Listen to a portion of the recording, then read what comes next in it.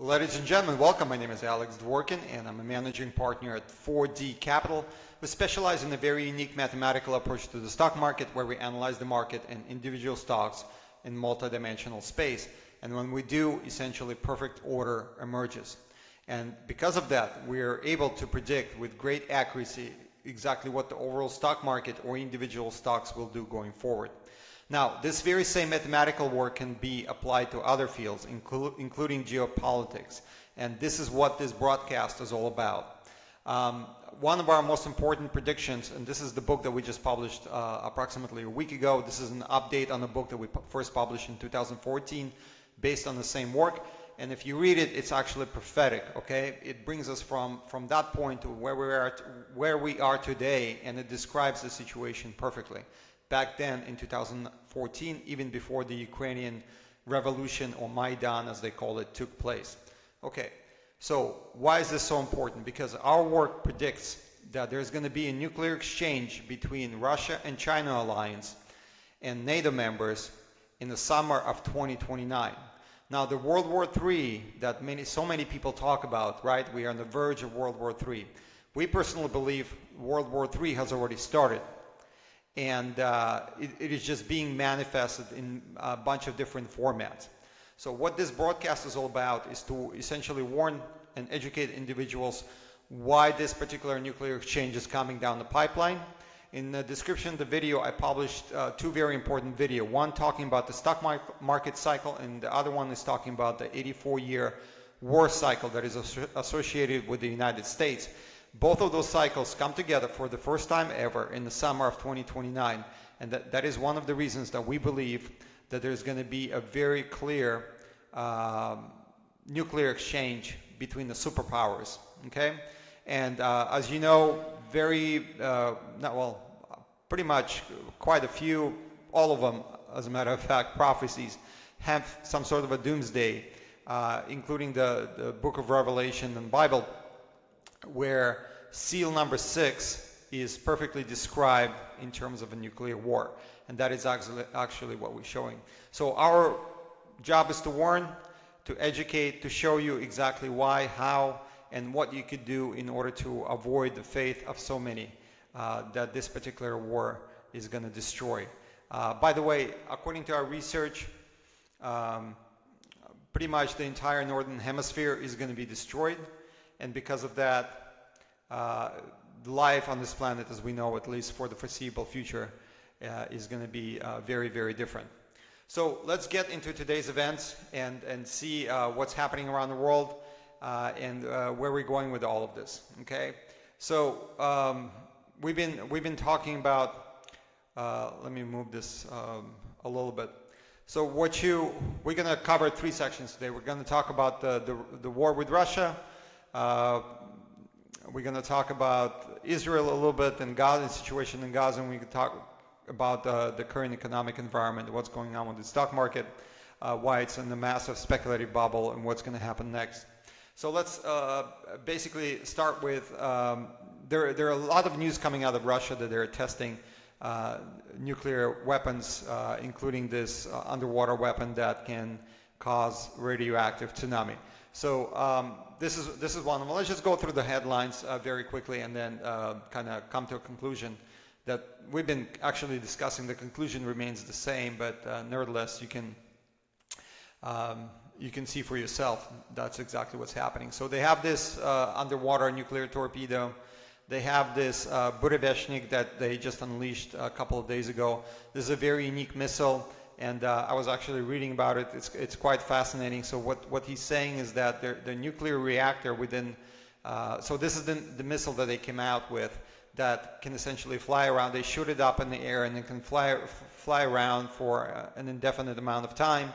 And then when it needs to go and hit its target, then it goes and hits its target. But the major advantage here is that it can be flying around and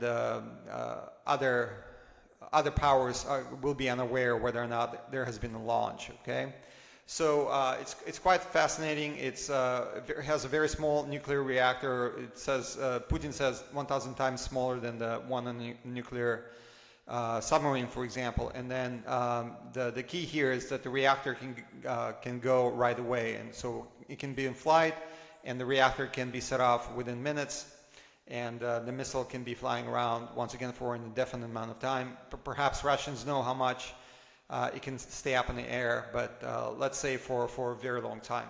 And that's, I guess, a strategic advantage. But as we've been saying, it doesn't really matter. Once a nuclear war really kicks off, once somebody uses a nuclear weapon, there's going to be a very quick escalation, and that nuclear war is going to turn into a nuclear exchange within a relatively short period of time. And when that happens, the entire northern hemisphere is going to be essentially gone. So that's something that we have to be very much aware of.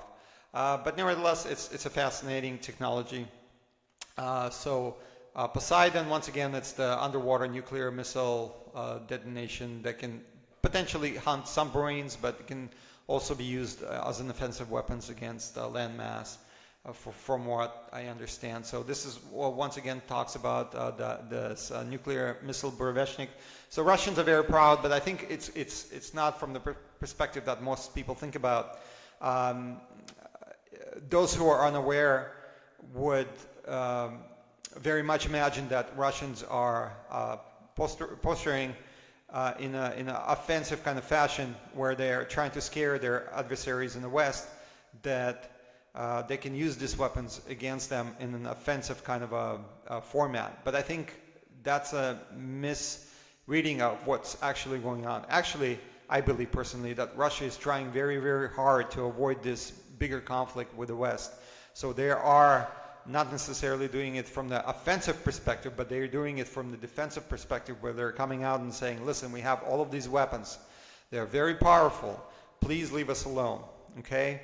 Because, as I've talked about earlier, the primary objective of the United States in Ukraine, and NATO by default, but we know who's behind it, of course, the United States, is to regime change in Russia or outright destruction of Russia, where they can come in and break Russia into smaller parts and suck out all the resources, financial and otherwise natural resources for the most part, out of Russia for the benefit of the United States, of course, and the hegemon that it has become. So that is what we're dealing with. There's no denying it. I'm not sure. Well, actually, Russia is starting to come out and say exactly what I'm talking about, but it is undeniable. Anybody who follows the situation, anybody who follows geopolitics understands this situation very much. This has nothing to do with Ukraine. This has nothing to do with Ukraine and Russia, I guess, but it has everything to do with the West trying to regime change Russia and break that country into smaller parts so they can take its natural resources. That's the bottom line. And on the front line, as you can see, Kupiansk and Pokrovsk are very important Ukrainian strongholds in the Donbass area, and once they fall, basically there's going to be nothing between them and the Dnieper River, and Russia can advance much, much faster going forward. Across the entire line, there's many people doing wonderful analysis about what's going on the front line, so I'm just going to very quickly summarize. Ukrainians are losing. Ukrainians have pretty much nothing left. The reason that Trump wanted to freeze the conflict is because they wanted to regroup and rearm Ukraine, but Russia is onto it, so to speak, and that's not going to happen going forward. So that's one of the reasons that Tomahawk missiles are kind of out of the news cycle for the time being, but I believe they're going to be supplied closer to our December 13th time turning point, and I'm going to talk about our December 13th well, I might as well talk about it now. So December 13th, plus or minus 2 weeks, is a very important point from our 84-year war cycle, because December 7th, 1941 was Pearl Harbor, and as you know, it's a very important juncture in American politics, well, not American politics, American history. That's when the United States officially entered World War II. And something very important is going to happen around this date. We personally believe it's going to be perhaps an attempted decapitation strike by the United States against Russia. That's going to fail, and Russia's going to respond in such a way that's going to send everybody reeling. Okay, so yeah, it's a very interesting situation on the front line, and I think a number of things coming together where it's going to escalate quite significantly going forward. So perhaps Tomahawks, perhaps it's going to be an attempt on Russia. So we'll see, but nevertheless, over the next couple of weeks, something's big is going to happen in that particular theater. So something to watch for, and it's gonna act as a marker that our nuclear projection for 2029 is absolutely correct, is right on the money, and it's going to develop when it's going to develop. Okay. So let's see what else. Russian infantry operates inside Pokrovsk. Same thing that we were just talking about but now some American media, Zero Hedge is not necessarily mainstream, but they're reporting the same thing, that America they're failing there on the front lines. This could be anticipated or expected many months ago, if you know what's going on. So, is the U.S. planning to wage an intensified proxy war of attrition against Russia? Absolutely. That's what we've been saying. Now, finally, everybody's becoming familiar with the same concept. Okay. So once again, I just mentioned it, but I'm going to mention it again.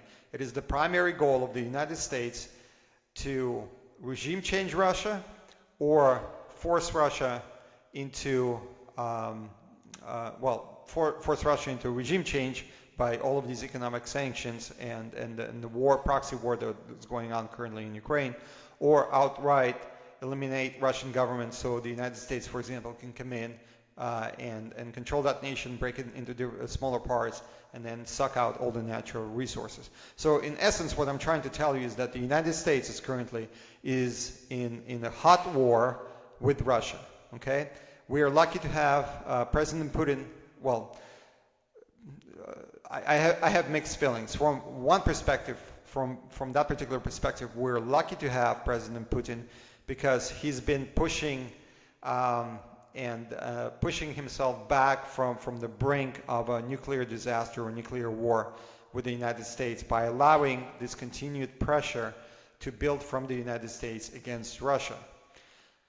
Having said that, that's also a negative because eventually Russia is pushed into the corner and the red line is crossed, and then essentially what happens is that nuclear war becomes unavoidable at that point. This is the point of view that first was introduced by Paul Craig Roberts, and he's absolutely correct. This is another wonderful article from him this morning. How much longer can Putin ignore reality? And that's exactly what he's talking about. That Russia is avoiding the reality that the United States and NATO is actually in a hot war against Russia. They need to come out, and they need to come out and respond in a very strong and forceful way, whether with a strike perhaps on some of the European countries, but at least that will send a message to the United States and to NATO that it is time to stop messing around with Ukraine and let it go. Because what the people in deep state government here in Washington are pushing for is they see that they're able to continuously push Russia and push over that red line and keep pushing Russia into the corner. Now, their line of thinking is very easy to identify. And their line of thinking, and perhaps they're correct, is that eventually this systematic pressure on Russia, economic and otherwise, will cause or will force a regime change in Russia. And that's quite possible, even though Putin enjoys massive support throughout its populace. Currently, it is being lessened. Let me put it that way. It's being lessened because actually Russian people want a stronger response, but they're not getting it from the current government. Stronger response against NATO, but they're not getting it against from their government. So there's a little bit of hesitancy against Putin from that point of view. But they need to understand that the longer this goes on and the longer the deep state keeps pushing Russia, and now not even the deep state, now it's Trump's war, very clear. Trump is completely responsible for it. There's no ifs and buts about it. But they're going to keep pushing until there's nowhere else to push, and Russia has to respond in such a way that will trigger that particular nuclear exchange in 2029. So we're getting very, very close to that particular juncture. Okay? Let's see what else. So in terms of Gaza, our analysis was dead on. Trump backs renewed Israeli strikes on Gaza. They're killing hundreds of people. They're bombing them again. Then they're coming out and saying, the ceasefire is back in order. It doesn't really matter. There's going to be no peace in that region once again, because for the very same reason that the United States is pushing Russia against the wall, the same situation is happening in Israel. Okay, Israel wants greater Israel. There's going to be absolutely nothing to stop Israel from trying to accomplish that mission. So this is just a temporary pause. Even if it holds, as we see here, it's not going to hold very long, because Israel has the primary objective of getting all of the Palestinians out of there, taking the land for themselves. Whether or not they're going to be successful, time will tell. But I believe, there's going to be a significant judgment just because of what's going on. Finally, let's talk about the financial breakdown, what's going on out there. As you know, basically the stock market is sitting at near all-time highs, at all-time highs. Everybody's incredibly bullish. Open any financial publication out today, and there's bullish news across the board. There's not a single bearish news, as a matter of fact. That's quite concerning, because I'm going to show you a chart here in a second that clearly indicates that not only are we in a bubble territory, we are in the most important market, or not the most important market, but the most expensive market in the history of the market. So I'll show you a chart in a second, but basically what we're dealing with here, so if you once again open any financial publication, what you're going to see is that Fed is going to cut interest rates. That's bullish. That's going to rip the market higher.